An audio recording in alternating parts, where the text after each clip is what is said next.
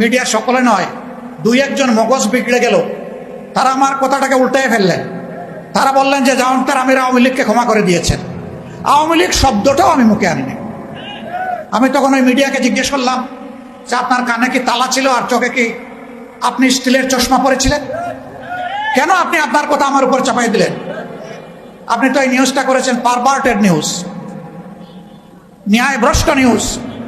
আপনি সাদাকে সাদা বলেন নাই, কালোকে কালো বলেন নাই, আপনি সাদাকে কালো বানিয়েছেন। সম্মানিত ভাইরা, আমাদের অবস্থান ওখানেই আছে, আমরা বদলাইনি।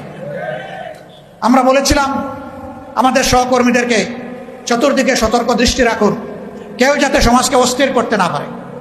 আমরা বলেছিলাম চলে যান, ইসলাম, হিন্দু ধর্ম, বৌদ্ধ ধর্ম, খ্রিস্ট ধর্ম সকলের উপাসনালয়, মসজিদ সহ সবগুলাতে পাহারা বসান। আমাদের সহকর্মীরা একটানা 15 দিন মেঘে ভিজে রোদে শুকিয়ে সেই দায়িত্ব 24 ঘন্টা পালন করেছে। 15 দিন পরে সবার সাথে আলাপ আলোচনার প্রেক্ষিতে আমরা আমাদের কর্মীদেরকে ঘরে ফিরিয়ে এনেছি। আমরা আমাদের সহকর্মীদেরকে বলেছিলাম সাবধান, আমরা জানি 15 বছর অনেক ক্ষতিগ্রস্ত হয়েছে আর্থিকভাবে, দৈহিকভাবে, মান ইজ্জতের দিক থেকে, কিন্তু অবৈধ হাত কারো দিকে বাড়ানো যাবে না।